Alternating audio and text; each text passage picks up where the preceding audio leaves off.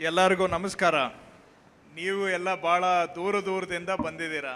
ಕರ್ನಾಟಕದ ಅನೇಕ ಭಾಗಗಳಿಂದ ಬಂದಿದ್ದೀರಿ. ನನಗೆ ಸುಮಾರು ಜನ ಮಾತಾಡಿಸಿದ್ರು. ನಾನು ಬೆಳಗ್ಗೆ ಕಾರ್ಯಕ್ರಮದ ತರಾತುರಿಯಲ್ಲಿ ನಿಮ್ಮನ್ನು ಮಾತಾಡ್ಸೋಕ್ಕಾಗಲಿಲ್ಲ. ಇನ್ನೂ ಇಲ್ಲೇ ಇರ್ತೇನೆ, ಇವತ್ತು ನಾಳೆ ಮಾತಾಡೋ ಅವಕಾಶ ಸಾಕಷ್ಟು ಇರ್ತದೆ. ಸರ್ಕಾರದ ಕಡೆಯಿಂದ, ವೇದಿಕೆ ಕಡೆಯಿಂದ ನಿಮ್ಮ ಎಲ್ಲರಿಗೂ ನಾನು ಮೊದಲಿಗೆ ಸ್ವಾಗತ ಮಾಡಲಿಕ್ಕೆ ಬಯಸ್ತೇನೆ.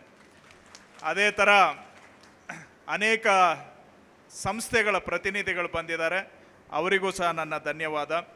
ವೇದಿಕೆ ಮೇಲೆ ಉಪಸ್ಥಿತರಿರ್ತಕ್ಕಂಥ ನಾಡಿನ ಹಿರಿಯ ನಾಯಕರು, ಕೇಂದ್ರ ಸಚಿವರು ಆದಂಥ ಶ್ರೀ ಅನಂತಕುಮಾರ್ ರವರು, ನಾಡಿನ ಮಾಜಿ ಮುಖ್ಯಮಂತ್ರಿಗಳು, ಕೇಂದ್ರ ಸಚಿವರು ಆದಂಥ ಶ್ರೀ ಸದಾನಂದ ಗೌಡ್ರವರು, ನಮ್ಮ ರಾಜ್ಯದ ಹಿರಿಯ ನಾಯಕರು, ನಮ್ಮೆಲ್ಲರ ಮಾರ್ಗದರ್ಶಕರು, ಮುತ್ಸದ್ದಿಗಳು ಆದಂಥ ಹಾಗೂ ಶ್ರೀಯುತ HK ಪಾಟೀಲ್ರವರು, ಕಾರ್ಯಕ್ರಮದ ಅಧ್ಯಕ್ಷತೆ ವಹಿಸಿರ್ತಕ್ಕಂಥ ನನ್ನ ಸ್ನೇಹಿತರಾದಂಥ ಶ್ರೀ ಡಾಕ್ಟರ್ ಅಶ್ವಥ್ ನಾರಾಯಣರವರು, ನಮ್ಮ ಹಿರಿಯರು, ನಮ್ಮ ಸರ್ಕಾರದ ಸಚಿವರಾದಂಥ ಶ್ರೀ MR ಸೀತಾರಾಮ್ರವರು, ಹಾಗೂ ನನ್ನ ಸಹೋದ್ಯೋಗಿ ಸಚಿವರು ಈ ಸಾವಯವ ಮೇಳದಲ್ಲಿ ಕೃಷಿ ಇಲಾಖೆ ಜೊತೆಗೆ ಒಂದುಗೂಡಿಸಿ ತೋಟಗಾರಿಕಾ ಇಲಾಖೆಯವ್ರನ್ನು ಸೇರಿ ಕಾರ್ಯಕ್ರಮ ಮಾಡಲಿಕ್ಕೆ ಸಹಕಾರ ಕೊಟ್ಟಿರ್ತಕ್ಕಂಥ ಶ್ರೀಯುತ SS ಮಲ್ಲಿಕಾರ್ಜುನರವರು, ನಮ್ಮೆಲ್ಲರ ಹಿರಿಯರಾದಂಥ ಶ್ರೀ ರಾಮಚಂದ್ರೇಗೌಡರು, ವಿಧಾನ ಪರಿಷತ್ ಸದಸ್ಯರು, ಶ್ರೀಯುತ ಸೋಮಶೇಖರ್ರವರು, ಶ್ರೀಯುತ ಸೋಮಪಾಲ್ರವರು, ಹಾಗೂ ವಿಧಾನ ಪರಿಷತ್ತಿನ ಸದಸ್ಯರುಗಳಾದಂಥ ಶ್ರೀಯುತ ಇಟಗಿಯವರು, ವಿಜಯ್ ಸಿಂಗ್ರವರು, ASSOCHAM, BCIC, CII ಸಂಸ್ಥೆಗಳ ಪ್ರತಿನಿಧಿಗಳು, ನಮ್ಮ ಇಲಾಖೆ ಕಾರ್ಯದರ್ಶಿರು, ಆಯುಕ್ತರು, ನಿರ್ದೇಶಕರು, ಇಲಾಖೆ ಎಲ್ಲ ಅಧಿಕಾರಿಗಳು, ಹಾಗೂ ನಮ್ಮ ಅನೇಕ ಕಂಪನಿಗಳು, ನಬಾರ್ಡಿಂದ ಹಿಡ್ಕೊಂಡು ಮಯಾಸ್ ಹಾಗೂ ಬಿಗ್ ಬಾಸ್ಕೆಟ್ ಹಾಗೂ ಶ್ರೇಷ್ಠ ಫಲದ ಆ ಸಂಸ್ಥೆಗಳ ಅಧ್ಯಕ್ಷರುಗಳು, ಸಂಸ್ಥಾಪಕರು ಸಹ ಇವತ್ತು ನಮ್ಮ ಜೊತೆಗೆ ವೇದಿಕೆ ಮೇಲೆ ಅವರೆಲ್ಲರೂ ಉಪಸ್ಥಿತರಿದ್ದಾರೆ. ರೈತರ ಕಲ್ಯಾಣ ಆಗಬೇಕಾದ್ರೆ ಅವರ ಸಹಕಾರ ಭಾಳ ಬೇಕಾಗಿದೆ. ಅದಕ್ಕಾಗಿ ರೈತರ ಪರವಾಗಿ ನಾನು ಅವರಿಗೂ ಈ ಸಂದರ್ಭದಲ್ಲಿ ಧನ್ಯವಾದ ಹೇಳ್ತಾ, ಆಗಮಿಸಿರುವಂಥ ಎಲ್ಲ ರೈತ ಬಂಧುಗಳೇ, ಸುದ್ದಿ ಮಾಧ್ಯಮದ ಸ್ನೇಹಿತರೆ, ಬೆಂಗಳೂರಿನ ಮಹಾಜನಗಳೇ, ಕರ್ನಾಟಕದಲ್ಲಿ ಮೊದಲನೇ ಬಾರಿಗೆ ಹಾಗೂ ದೇಶದಲ್ಲೂ ಸಹ ಮೊದಲನೇ ಬಾರಿಗೆ ಸಾವಯವ ಉತ್ಪನ್ನಗಳು ಹಾಗೂ ಸಿರಿಧಾನ್ಯಗಳನ್ನು ಆಧಾರವಾಗಿಟ್ಟುಕೊಂಡು ಈ ಒಂದು ದೊಡ್ಡ ವಾಣಿಜ್ಯ ಮೇಳವನ್ನು ಯಾವುದೇ ಸರ್ಕಾರ ಮೊದಲನೇ ಬಾರಿಗೆ ನಾವು ಕರ್ನಾಟಕದಲ್ಲಿ ಮಾಡಿದ್ದೇವೆ. ತಮ್ಮೆಲ್ಲರ ಸಹಕಾರದಿಂದ ಭಾಳ ಯಶಸ್ವಿಯಾಗಿ ನೆರವೇರಿದೆ. ಇದಕ್ಕೆ ನಮ್ಮ ಇಲಾಖೆಯವರು, ಸರ್ಕಾರದ ಇತರೆ ಇಲಾಖೆಗಳವರು ಹಾಗೂ ಅನೇಕ ನಮ್ಮ ಬೆಂಗಳೂರಿನ ಸಾವಯವ ಸಿರಿಧಾನ್ಯ ಉತ್ಪನ್ನಗಳ ಸಂಸ್ಥೆಗಳವರು, ಮಾಧ್ಯಮದವರು ಹಾಗೂ ನಮ್ಮ ಅನೇಕ ಕನ್ಸಲ್ಟಿಂಗ್ ಕಂಪನಿಗಳವರು ಎಲ್ಲರೂ ಸಹ ಭಾಳ ಸಹಕಾರವನ್ನು ಕೊಟ್ಟಿದ್ದಾರೆ. ಅವರೆಲ್ಲರ ಸಹಕಾರ, ಶ್ರಮ ಈ ಉದ್ಘಾಟನಾ ವೇದಿಕೆಯಲ್ಲಿ ಧನ್ಯಪೂರ್ವಕವಾಗಿ ಸ್ಮರಿಸಬೇಕಾಗಿರೋದು ನನ್ನ ಕರ್ತವ್ಯ ಅಂತ ಭಾವಿಸ್ತಾ ಇದ್ದೇನೆ. I thank all our partner agencies, many private companies, many retailers in organic and millet space, media and Bangalore citizens who have been with us throughout this campaign and who have made Bangalore the millet and organic capital of India. I thank you all. A big thanks from our government side. ಕರ್ನಾಟಕದಲ್ಲಿ ಸಾವಯವ ಕೃಷಿಯ ಬಗ್ಗೆ ಮೊದಲ ಬಾರಿಗೆ ದೊಡ್ಡ ಪ್ರಮಾಣದಲ್ಲಿ ಚರ್ಚೆ ಆಗಿದ್ದು ಅಂತ ಹೇಳಿದ್ರೆ ಅನೇಕ ಜನಗಳಿಗೆ ಗೊತ್ತಿಲ್ಲ. ಶ್ರೀಯುತ HK ಪಾಟೀಲ್ರವರು ಕೃಷಿ ಸಚಿವರಾಗಿದ್ದಂಥ ಸಂದರ್ಭದಲ್ಲಿ ಅವರು ಕರ್ನಾಟಕ ಸಾವಯವ ನಿಯಮವನ್ನು, ಕರ್ನಾಟಕ ಆರ್ಗ್ಯಾನಿಕ್ ಪಾಲಿಸಿಯನ್ನು 2004ರಲ್ಲಿ ಮೊದಲನೇ ಬಾರಿಗೆ ದೇಶದಲ್ಲಿ ಯಾವುದೇ ರಾಜ್ಯ, ಕೇಂದ್ರ ಸರ್ಕಾರ ಯಾರ ಕಡೆಯಿಂದನೇ ಆಗಲಿ ಒಂದು ಸಾವಯವ ನೀತಿ ರಚನೆ ಆಗಿದ್ದು ಕರ್ನಾಟಕದಲ್ಲಿ ಮೊದಲ ಬಾರಿಗೆ 2004ರಲ್ಲಿ. ಅದು ಶ್ರೀಯುತ HK ಪಾಟೀಲ್ರವರ ಕಾಲದಲ್ಲಿ.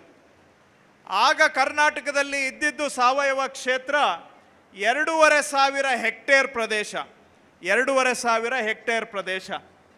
ಇವತ್ತು ಕರ್ನಾಟಕದಲ್ಲಿ ಸುಮಾರು 1,80,000 ಹೆಕ್ಟೇರ್ ಪ್ರದೇಶ ಸಾವಯವ ಕೃಷಿಯ ಅಡಿಯಲ್ಲಿ ಇವತ್ತು ಕರ್ನಾಟಕದ ರೈತರು ಅನುಸರಿಸ್ತಾ ಇದ್ದಾರೆ. ನಮ್ಮ ಸರ್ಕಾರ ಬಂದ ನಂತರ ಸಾವಯವ ಭಾಗ್ಯ ಕಾರ್ಯಕ್ರಮವನ್ನು ಆರಂಭ ಮಾಡಿ ಅದರ ಜೊತೆಗೆ ಕೇಂದ್ರ ಸರ್ಕಾರದ ಪರಂಪರಾಗತ ಕೃಷಿ ವಿಕಾಸ ಯೋಜನೆಯನ್ನು ಸಹ ಇತ್ತೀಚೆಗೆ 1 ವರ್ಷದಿಂದ ಸೇರಿಸಿಕೊಂಡು ಈ ಕಳೆದ 4 ವರ್ಷದಲ್ಲಿ ಸುಮಾರು 90,000 ಹೆಕ್ಟೇರ್ ಹೆಚ್ಚುವರಿ ಸಾವಯವ ಪ್ರದೇಶವನ್ನು ನಮ್ಮ ರಾಜ್ಯದಲ್ಲಿ ಪರಿವರ್ತನೆ ಮಾಡಿದ್ದೇವೆ. ಸೊ ಮಾಮೂಲಿ ಕೃಷಿಯಿಂದ ರಾಸಾಯನಿಕ ಕೃಷಿಯಿಂದ ಸಾವಯವ ಕೃಷಿಗೆ ಪರಿವರ್ತನೆಯನ್ನು ಮಾಡಿದ್ದೇವೆ. ರೈತರು ಎಷ್ಟು ಬೇಕಾದರೂ ಬೆಳೆಯಲಿಕ್ಕೆ ತಯಾರಿದ್ದಾರೆ. Farmers have enormous capacity to adopt organic culture and grow organic produce.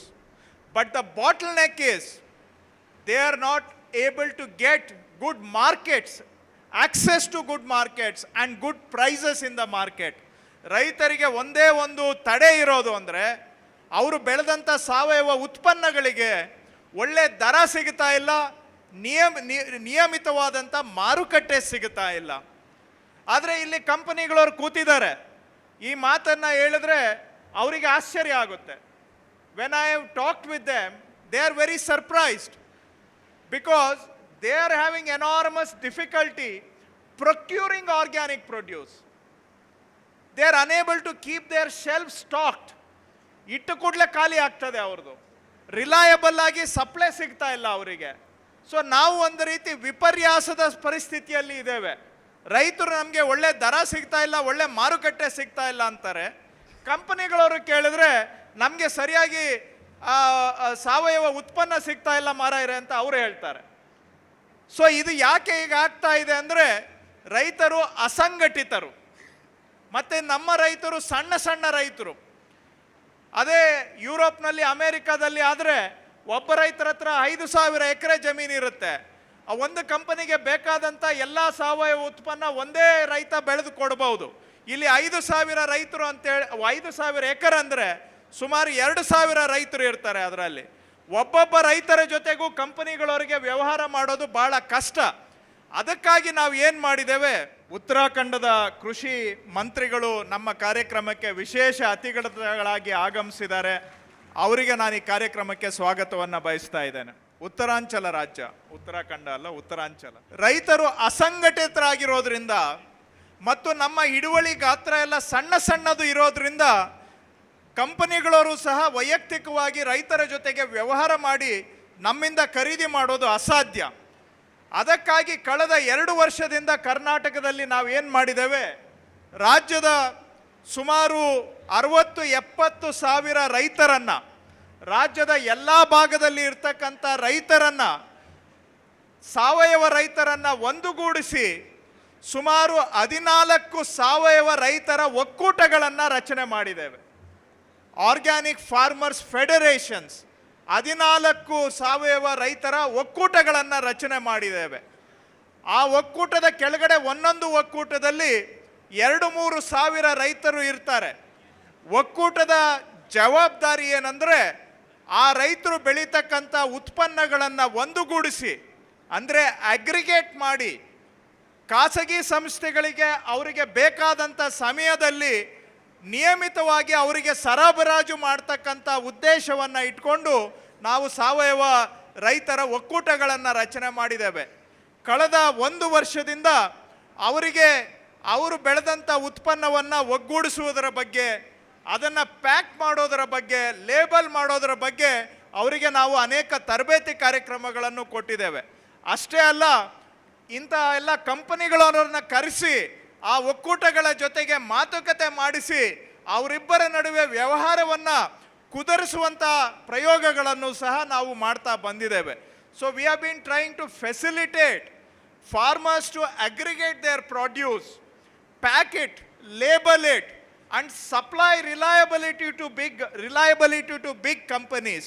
And we have held interactive meets between the companies and these federations, so business develops between them. ಇದರ ಸಂಪೂರ್ಣ ಉದ್ದೇಶ ಏನಂದರೆ ರೈತರು ಬೆಳೆದಂಥ ಪದಾರ್ಥಗಳು ನೇರವಾಗಿ ಆದಷ್ಟು ಗ್ರಾಹಕರಿಗೆ ಹೋಗಬೇಕು. ಗ್ರಾಹಕರು ಕೊಡ್ತಕ್ಕಂಥ ಬೆಲೆ ಏನಿದೆ ಅದರಲ್ಲಿ ಹೆಚ್ಚಿನ ಪಾಲು ನಮ್ಮ ರೈತರಿಗೆ ಸಿಗಬೇಕು. ಇವತ್ತು ಸಿಗ್ತಾ ಇರೋ ಆದಾಯ ಸಾಲೋದಿಲ್ಲ. ನಾವು ರೈತರನ್ನು ನೇರವಾಗಿ ಗ್ರಾಹಕರಿಗೆ ಕೊಂಡಿಯನ್ನು ಬೆಳೆಸಿದರೆ ರೈತರಿಗೆ ಒಳ್ಳೆ ಆದಾಯ ಸಿಗುತ್ತೆ ಅನ್ನೋ ಉದ್ದೇಶದಿಂದ ಈ ಕಂಪನಿಗಳವರನ್ನು ಹಿಡ್ಕೊಂಡು ಅವರನ್ನು ರೈತರ ಗುಂಪುಗಳ ಜೊತೆ ಒಡಂಬಡಿಕೆ ಮಾಡಿಸಿ ಅವರಿಂದ ನೇರವಾಗಿ ಖರೀದಿ ಮಾಡಿ ಗ್ರಾಹಕರಿಗೆ ಮಾರಾಟ ಮಾಡುವಂಥ ಒಂದು ವಿನೂತನ ವ್ಯವಸ್ಥೆಯನ್ನು ಕರ್ನಾಟಕದಲ್ಲಿ ನಾವು ಮಾಡ್ತಾ ಇದ್ದೇವೆ. ಎಷ್ಟೋ ಜನ ಹೇಳಿದರು ಇದನ್ನೆಲ್ಲ ನೀವು ಯಾಕೆ ಖರೀದಿ ಮಾಡಿ ಮಾರುಕಟ್ಟೆ ಮಾಡಬಾರ್ದು ಅಂತ. ಕೆಲವು ರಾಜ್ಯಗಳಲ್ಲಿ ಮಾಡಿದ್ದಾರೆ, ಬಹುಶಃ ಉತ್ತರಾಖಂಡದಲ್ಲಿ ಅದೇ ಮಾದರಿ ಇದೆ. ಆದರೆ ನಮಗೆಲ್ಲ ಗೊತ್ತಿದೆ, ಸರ್ಕಾರ ನಡೆಸೋದೇ ಕಷ್ಟ ಆಗಿರೋವಾಗ ಸರ್ಕಾರ ಇನ್ನು ಬೈಯಿಂಗು ಸೆಲ್ಲಿಂಗು ಕೆಲಸ ಮಾಡಿದರೆ ಅಲ್ಲಿ ರೈತರು ಉದ್ಧಾರ ಆಗಲ್ಲ, ಗ್ರಾಹಕರು ಉದ್ಧಾರ ಆಗಲ್ಲ. ಬೈಯಿಂಗ್ ಮಾಡೋರು ಸೆಲ್ಲಿಂಗ್ ಮಾಡೋರು ಇವ್ರು ಮಾತ್ರ ಉದ್ಧಾರ ಆಗಿರ್ತಾರೆ, ನಮ್ಮಂಥವರು. ಅದು ಯಾರಿಗೂ ಸಹ ಪ್ರಯೋಜನ ಆಗೋದಿಲ್ಲ ಅಂತೇಳಿ ನಾವು ರೈತರನ್ನು ಪ್ರೈವೇಟ್ ಕಂಪನಿಗಳ ಜೊತೆಗೆ ನೇರವಾಗಿ ಸಂಪರ್ಕ ಮಾಡಿಸುವಂಥ ಒಂದು ವಿಧಾನವನ್ನು ಕರ್ನಾಟಕದಲ್ಲಿ ತಯಾರು ಮಾಡಿದ್ದೇವೆ. ಈಗ ಕೆಲವು ಕಂಪನಿಗಳವರೆಲ್ಲ ನಮ್ಮ ರೈತರ ಒಕ್ಕೂಟಗಳಿಂದ ಖರೀದಿ ಮಾಡಲಿಕ್ಕೂ ಸಹ ಆರಂಭ ಮಾಡಿದ್ದಾರೆ. ಹಾಗೂ ನಾವು ಅವರಿಗೆ ಹೇಳ್ತಾ ಇದ್ದೇವೆ, ನೀವು ಅವರ ರೈತರ ಗುಂಪುಗಳ ಜೊತೆಗೆ ಒಂದು ದೀರ್ಘಾವಧಿ ಒಪ್ಪಂದವನ್ನು ಮಾಡ್ಕೋಬೇಕು, ಲಾಂಗ್ ಟರ್ಮ್ ಅಂಡರ್ಸ್ಟ್ಯಾಂಡಿಂಗನ್ನು ಮಾಡ್ಕೋಬೇಕು. ಅವರು ಬೆಳೆದಂಥ ಉತ್ಪನ್ನಗಳನ್ನು ನೀವು ಮಾರ್ಕೆಟ್ ಮಾಡಬೇಕು ಅಂತ ಆ ದಿಶೆಯಲ್ಲಿ ಅನೇಕ ಕಂಪನಿಗಳು ಈಗ ಅವರು ಆಸಕ್ತಿಯನ್ನು ತೋರಿಸಿದ್ದಾರೆ.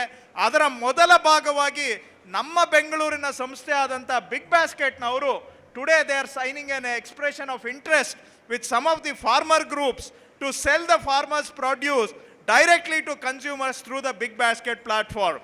ಐ ಥಿಂಕ್ ಇದು ದೇಶದಲ್ಲೇ ಈ ರೈತರ ಉತ್ಪನ್ನಗಳನ್ನು ಮಾರಾಟ ಮಾಡುವ ದಿಶೆಯಲ್ಲಿ ಒಂದು ವಿನೂತನ ಹೆಜ್ಜೆ. ಭವಿಷ್ಯದಲ್ಲಿ ಇದು ನಮ್ಮ ರೈತರಿಗೆ ಗ್ರಾಹಕರಿಗೆ ಭಾಳ ಅನುಕೂಲ ಆಗಲಿದೆ ಅಂತ ನಾನು ಭಾವಿಸ್ಕೊಂಡಿದ್ದೇನೆ. ಇನ್ನು ಸಿರಿಧಾನ್ಯಗಳ ಬಗ್ಗೆ ಮಾತಾಡಿದರೆ, ನಾವು ಸಾವಿರಾರು ವರ್ಷದಿಂದ ನಮ್ಮ ದೇಶದಲ್ಲಿ ಹುಟ್ಟಿ ಬೆಳೆದು ತಿಂದಿದ್ದೆಲ್ಲ ಸಿರಿಧಾನ್ಯಗಳನ್ನೇ. ಆದರೆ 30-40 ವರ್ಷಗಳ ಹಿಂದೆ ಈ ಅಕ್ಕಿ ಮೈದಾ ಇಂಥವೆಲ್ಲ ಬಂದ ಮೇಲೆ ನಮ್ಮನ್ನು ಕಾಪಾಡಿದಂಥ ಸಿರಿಧಾನ್ಯಗಳನ್ನೇ ನಾವು ಮರ್ತಿದ್ದೇವೆ. ಆದರೆ ಇವತ್ತು ನಮ್ಮ ಆರೋಗ್ಯ ಹದಗೆಟ್ಟಿದೆ, ನಮಗೆ ಸಕ್ಕರೆ ಕಾಯಿಲೆ ಜಾಸ್ತಿ ಆಗ್ತಾ ಇದೆ, ಹಾಗೂ ಬೊಜ್ಜು ಅಂದರೆ ದಪ್ಪ, ಒಬೆಸಿಟಿ ಜಾಸ್ತಿ ಆಗ್ತಾ ಇದೆ. ಇದಕ್ಕೆಲ್ಲ ಒಂದು ಕಾರಣ ನಾವು ತಿನ್ನುವಂಥ ಆಹಾರಗಳು ಕಾರಣ. ಅದರಲ್ಲಿ ಅಕ್ಕಿ, ಮೈದಾ, ಸಕ್ಕರೆ ಇಂಥವುಗಳು ಸಹ ಈ ಒಬೆಸಿಟಿಗೆ ಭಾಳ ಪ್ರಮುಖ ಕಾರಣ. ಅದಕ್ಕೆ ಪರ್ಯಾಯವಾಗಿ ನಾವೆಲ್ಲರೂ ಸಹ ಸಿರಿಧಾನ್ಯಗಳನ್ನು ಬಳಕೆ ಮಾಡಬಹುದು. ರಾಗಿ, ಜೋಳ, ನವಣೆ, ಬರಗು, ಆರ್ಕ, ಸಾಮೆ, ಹೀಗೆ ಅನೇಕ ಸಿರಿಧಾನ್ಯಗಳು. ಯಾಕೆ ಅವುಗಳನ್ನು ಸಿರಿಧಾನ್ಯ ಅಂತ ಕರಿತೇವೆ? ಇಲ್ಲಿವರೆಗೂ ಅವುಗಳನ್ನು ಕನ್ನಡದಲ್ಲಿ ತೃಣಧಾನ್ಯ ಅಂತ ಕರಿತಾ ಇದ್ರು. ಅಂದರೆ ಎಲ್ಲ ಒಂದು ಕಡೆ ಅವು ತೃಣ ಮಾತ್ರ ಅನ್ನೋ ಥರ ಅವುಗಳ ಬಗ್ಗೆ ಒಂದು ನಕಾರಾತ್ಮಕವಾದಂಥ ಧೋರಣೆ ಇತ್ತು. ಆಂಗ್ಲ ಭಾಷೆಯಲ್ಲಿ ಅವುಗಳನ್ನು ಕೋರ್ಸ್ ಸೀರಿಯಲ್ಸ್ ಅಂತ ಕರೀತಾರೆ.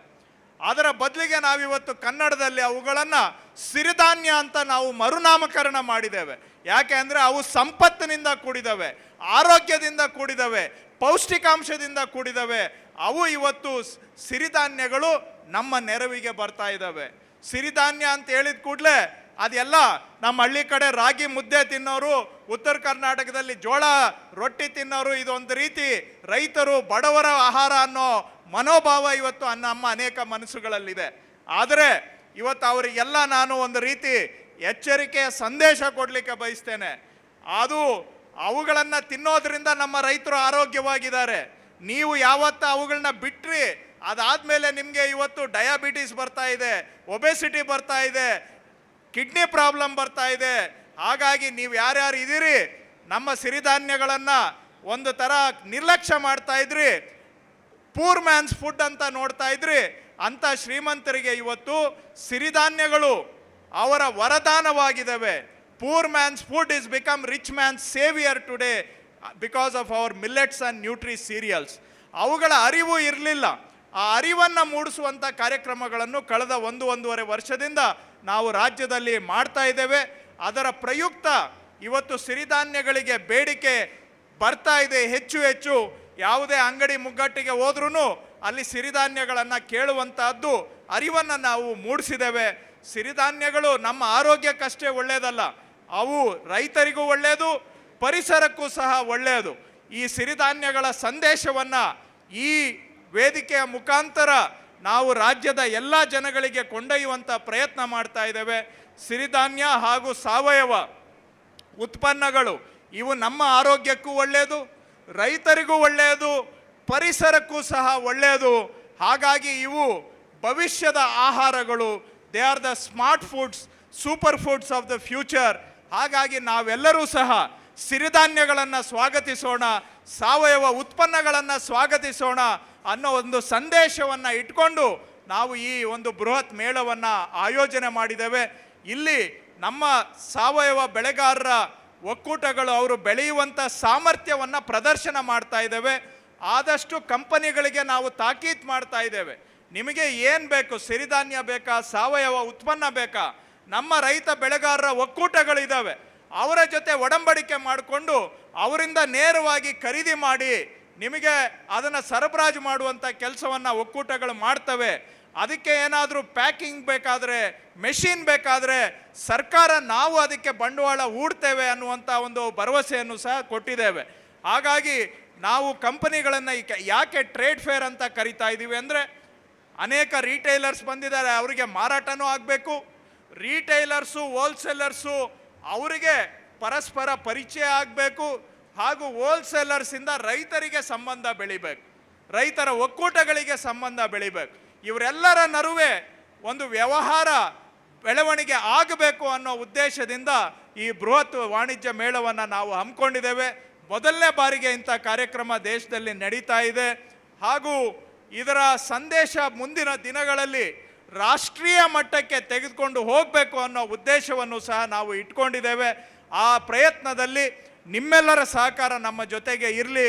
ವೇದಿಕೆ ಮೇಲೆ ಕೇಂದ್ರ ಸರ್ಕಾರದ ಪ್ರತಿನಿಧಿಗಳಿದ್ದಾರೆ, ರಾಜ್ಯ ಸರ್ಕಾರದ ಎಲ್ಲ ಪ್ರತಿನಿಧಿಗಳಿದ್ದಾರೆ.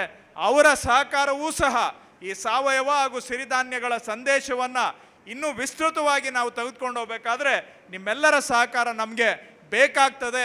ಮಾನ್ಯ ಕೇಂದ್ರ ಸಚಿವರು ಶ್ರೀಯುತ ಅನಂತ್ ಕುಮಾರ್ ಅವರು ಆಗಲೇ ನನಗೆ ಕೇಳಿದರು, ಕೇಂದ್ರ ಸರ್ಕಾರ ಏನು ಮಾಡಬಹುದು ಅಂತ. ನಾನು ಅವರಿಗೆ ಮನವಿ ಮಾಡಿದೆ, ನಮ್ಮ ಸಿರಿಧಾನ್ಯಗಳಿಗೆ ಕನಿಷ್ಠ ಬೆಂಬಲ ಬೆಲೆ ಇವತ್ತು ನಿಗದಿ ಮಾಡಿರೋದು ಸಾಲ್ತಾ ಇಲ್ಲ. ರಾಗಿ ಜೋಳಕ್ಕೆ ಸುಮಾರು 1600 ರೂಪಾಯಿ ನಿಗದಿ ಮಾಡಿದ್ದಾರೆ. ನಿಜವಾಗಿ ರೈತರು ರಾಗಿ ಜೋಳ ಇವೆಲ್ಲ ಬೆಳಿಬೇಕು ಅಂತೇಳಿದರೆ ಕನಿಷ್ಠ ಒಂದು ಕ್ವಿಂಟಾಲ್ಗೆ 25,000ವರೆಗೆ 22,000ರಿಂದ 25,000 ರೂಪಾಯಿ ರೇಟ್ ಆದರೂ ಬೇಕಾಗ್ತದೆ. ನಾವು ಸಹ ಕೇಂದ್ರ ಸರ್ಕಾರಕ್ಕೆ ಒತ್ತಾಯ ಮಾಡ್ತಾ ಇದ್ದೇವೆ, ರಾಗಿ ಜೋಳದ ಮೇಲೆ ಕನಿಷ್ಠ ಬೆಂಬಲ ಬೆಲೆಯನ್ನು ಹೆಚ್ಚಿಗೆ ಮಾಡಿ ಅಂತಕ್ಕಂಥದ್ದನ್ನು ಮಾಡ್ತಾ ಇದ್ದೇವೆ. ತಾವೆಲ್ಲ ಪ್ರಯತ್ನ ಮಾಡಿದರೆ ಬರುವ ಈ ಸೀಸನ್ನಲ್ಲಿ ಆ ಕನಿಷ್ಠ ಬೆಂಬಲ ಬೆಲೆಯನ್ನು ಜಾಸ್ತಿ ಮಾಡಿದರೆ ರೈತರು ಅದನ್ನು ಬೆಳೀಲಿಕ್ಕೆ ಸಾಧ್ಯ ಆಗುತ್ತೆ ಖಂಡಿತವಾಗಿ. ಹಾಗೂ ನಾವು ಇನ್ನೊಂದು ಮನವಿಯನ್ನು ಸಹ ಈಗಾಗಲೇ ಕೇಂದ್ರ ಸರ್ಕಾರ ಜೊತೆಗೆ ಒತ್ತಾಯ ಮಾಡ್ತಾ ಇದ್ದೇವೆ. ನಮ್ಮ ಇವುಗಳನ್ನು PDS ವ್ಯವಸ್ಥೆಯಲ್ಲಿ ಅಳವಡಿಸಲಿಕ್ಕೆ ಹೆಚ್ಚಿಗೆ ಆದ್ಯತೆ ಕೊಡಬೇಕು ಅಂತೇಳಿ. ನಾವು ಕರ್ನಾಟಕದಲ್ಲಿ ಈಗಾಗಲೇ ಅದನ್ನು PDS ಅಲ್ಲಿ ಅಳವಡಿಸಿದ್ದೇವೆ. ಅಕ್ಕಿಗೆ ಬದಲಾಗಿ ನಾವು ಬೋನಸ್ ಪ್ರೈಸು ಕರ್ನಾಟಕದಿಂದ ಕೊಟ್ಟು ರೈತರಿಂದ ಖರೀದಿ ಮಾಡ್ತೇವೆ. MSP 1600 ಇದ್ರೂ ಸಹ ನಾವು ಅದರ ಮೇಲೆ 500 ರೂಪಾಯಿ ಬೋನಸ್ ಕೊಟ್ಟು ರೈತರಿಂದ 2100ಕ್ಕೆ ಖರೀದಿ ಮಾಡ್ತಾ ಇದ್ದೇವೆ. ಆ ಬಂದಿದ್ದನ್ನು ಎಲ್ಲವನ್ನು ಸಹ PDS ಅಲ್ಲಿ ವಾಪಸ್ಸು ಅಕ್ಕಿಗೆ ಬದಲಾಗಿ ರಾಗಿ ಜೋಳವನ್ನು ಕೊಡ್ತೇವೆ. ಈ ವರ್ಷ ಬರಗಾಲ ಇದ್ದಿದ್ದರಿಂದ ನಾವು ಖರೀದಿ ಮಾಡಲಿಕ್ಕೆ ಆಗಲಿಲ್ಲ, ಬೇರೆ ಹಿಂದಿನ 2 ವರ್ಷ PDS ಅಲ್ಲಿ ಅಳವಡಿಸುವಂಥ ಕೆಲಸವನ್ನು ಮಾಡಿದ್ದೇವೆ. ಸೊ ಇದೂ ಸಹ ನಾವು ಭವಿಷ್ಯದಲ್ಲಿ ಒಂದು ಒಳ್ಳೆಯ ಹೆಜ್ಜೆ. ಒಟ್ಟಾರೆ ಪರಿಸರ, ಇವತ್ತು ನೀರು ನಮ್ಮ ರಾಜ್ಯದಲ್ಲಿ ಹಾಹಾಕಾರ ಇದೆ, ಬರಗಾಲ ಪದೇ ಪದೇ ನಮ್ಮನ್ನು ಕಾಡ್ತಾ ಇದೆ. ಇಂಥ ಸಂದರ್ಭದಲ್ಲಿ ಬೆಳೆಯಬಹುದಾದಂಥ ಬೆಳೆಗಳು ಅಂತೇಳಿದರೆ ಸಿರಿಧಾನ್ಯಗಳು. ಅಲ್ಪ ನೀರಿನಿಂದ ಬೆಳೆಯಬಹುದು, ಕಡಿಮೆ ಖರ್ಚು, ಕಡಿಮೆ ರಾಸಾಯನಿಕ, ಯಾವ ಕನಿಷ್ಠ ರೈತರು ಸಹ ಬೆಳೆಯಲಿಕ್ಕೆ ಆಗ್ತಕ್ಕಂಥ ಬೆಳೆಗಳು. ರೈತರು ಬೆಳಿಬೇಕು ಅಂದರೆ ಮಾರುಕಟ್ಟೆಯಿಂದ ಒಳ್ಳೆ ಡಿಮ್ಯಾಂಡ್ ಬಂದರೆ ರೈತರು ಖಂಡಿತ ಬೆಳೀತಾರೆ. ಈ ವೇದಿಕೆ ಮುಖಾಂತರ ಆ ಒಂದು ಅರಿವು ನಮ್ಮ ನಗರದ ಜನಗಳಿಗೆ ಮೂಡಿ ಬರಲಿ ಅಂತ ನಾನು ಹಾರೈಸುತ್ತಾ, I urge all the company representatives who are here to talk to our farmer groups present. There are about 14 federations and many FPOs incubated by the horticulture department, and there are individual farmers. Please use this opportunity over the next 3 days to talk to them. They have enormous production capacity. You want organic produce, you want organic millets, non-organic millets, they can grow them for you. I know a lot of you are investing in developing your supply chain. Our offer to you is, we from the government will do that. We will set up the supply chain. You just have to tie up with those farmer groups. You give them a good price and buy from them. And of course, you and we jointly, we will train them in business aspects. We will train them in packing, grading, all the processes we will train them. And I'm sure farmers will respond to our efforts. That way, you can give a good price to farmers, still deliver at a lower price to your consumers. So it is a win-win proposition on both sides. So some of you have shown interest. Big Basket has taken one step further. Many other companies are very keen, not only Big Basket, even other companies are keen. And we are very keen too. So with the farmer groups in the middle, we can sit and have a structured negotiation how we can arrive at a win-win solution for all. And there are many retailers here. It's a good opportunity for the retailers to connect with the wholesalers and vice versa. So I hope a lot of business gets transacted in the 3 days. And I hope the message of millets and organics will spread from Karnataka to the entire nation for the betterment of our health and our environment and also for the farmers. I hope Karnataka will become organic and millet capital of India. ವೇದಿಕೆಯಲ್ಲಿ ಎಲ್ಲ ಗಣ್ಯರು ಸಹ ನಮ್ಮ ಕರೆಗೆ ಹೋಗೊಟ್ಟು ಸಮಯವನ್ನು ಮಾಡಿಕೊಂಡು ಬಂದಿದ್ದಾರೆ. ಅವರಿಗೆ ನಾನು ಎಲ್ಲರಿಗೂ ಸಹ ನನ್ನ ಕಡೆಯಿಂದ ವೈಯಕ್ತಿಕ ಧನ್ಯವಾದವನ್ನು ಹೇಳಲಿಕ್ಕೆ ಬಯಸ್ತೇನೆ. ಇದು ಒಂದು ಸಾಮಾಜಿಕ ಕಳಕಳೆ ಇಟ್ಕೊಂಡು ನಾವು ಈ ಕಾರ್ಯಕ್ರಮವನ್ನು ಮಾಡ್ತಾ ಇದ್ದೇವೆ. ಅದಕ್ಕೆ ಉತ್ತೇಜನ ಮಾಡಬೇಕು ಅನ್ನೋ ಉದ್ದೇಶದಿಂದ ಬಂದಿದ್ದೀರಾ. ಸರ್ಕಾರಿ ಕಾರ್ಯಕ್ರಮ ಅಂತಲ್ಲ, ಇದೇನೋ ಒಳ್ಳೆ ಕೆಲಸ, ಇದಕ್ಕೆ ಮಾಡಬೇಕು ಅಂತೇಳಿ ಮಾನ್ಯ ಸದಾನಂದ ಗೌಡರು, ಅನಂತಕುಮಾರ್ ಸಾಹೇಬರು ಹಾಗೂ ಶ್ರೀಯುತ ಎಚ್ ಕೆ ಪಾಟೀಲ್ರು, ಸೀತಾರಾಮರು, ಮಲ್ಲಿಕಾರ್ಜುನವರು ಎಲ್ಲರೂ ಸಹ ಬಂದಿದ್ದಾರೆ. ಅವರಿಗೆ ನಾನು ವೈಯಕ್ತಿಕವಾಗಿ ಈ ಕಾರ್ಯಕ್ರಮಕ್ಕೆ ಸಮಯ ಮಾಡಿಕೊಂಡು ಬಂದಿದ್ದಕ್ಕಾಗಿ ನಾನು ತಮಗೆಲ್ಲರಿಗೂ ಸಹ ಧನ್ಯವಾದ ಹೇಳ್ತೇನೆ. ಈ ಪ್ರಯತ್ನದಲ್ಲಿ ಮುಂದೆನೂ ಸಹ ನಿಮ್ಮ ಸಹಕಾರ ನಮ್ಮ ಜೊತೆಗೆ ಇರಲಿ. ಹಾಗೂ ಕಂಪನಿ ರೆಪ್ರೆಸೆಂಟೇಟಿವ್ಸು ನಮ್ಮ ನಬಾರ್ಡ್ನವರು ಸಹ ಇದ್ದಾರೆ. ಅವರೂ ಈಗ ಸಿರಿಧಾನ್ಯಗಳಿಗೆ ಹೆಚ್ಚಿನ ಮಹತ್ವವನ್ನು ಕೊಡ್ತಾ ಇದ್ದಾರೆ. ನೀರು ಬಗ್ಗೆ ಮಾತಾಡಿದರೆ ಇಮಿಡಿಯೇಟ್ ಸೊಲ್ಯೂಷನ್ನು ಸಿರಿಧಾನ್ಯ. ಸೊ ಹಾಗಾಗಿ ಎಲ್ಲರಿಗೂ ನಾನು ಧನ್ಯವಾದವನ್ನು ಹೇಳಿ, ಈ ಕಾರ್ಯಕ್ರಮ ನಿಮ್ಮೆಲ್ಲರ ಸಹಕಾರದಿಂದ ಮಾತ್ರ ಈ ಮಟ್ಟಕ್ಕೆ ಬರಲಿಕ್ಕೆ ಸಾಧ್ಯ ಆಗಿದೆ. ನೀವೆಲ್ಲ ಶಕ್ತಿ ಕೊಟ್ಟಿದ್ದರಿಂದ ನಾವು ಈ ಕಾರ್ಯಕ್ರಮವನ್ನು ಮಾಡಿದ್ದೇವೆ. ನಿಮ್ಮ ಸಹಕಾರದಿಂದ ಮುಂದೆ ಸಹ ಈ ಒಂದು ಚಳುವಳಿಯನ್ನು ಇನ್ನಷ್ಟು ದೊಡ್ಡ ಪ್ರಮಾಣದಲ್ಲಿ ಮುಂದುವರಿಸ್ತೇವೆ ಅಂತ ಹೇಳಿ ತಮಗೆಲ್ಲ ವಂದಿಸಿ ನನ್ನ ಪ್ರಾಸ್ತಾವಿಕ ನುಡಿಗಳಿಗೆ ವಿರಾಮ ಕೊಡ್ತೇನೆ. ಧನ್ಯವಾದಗಳು.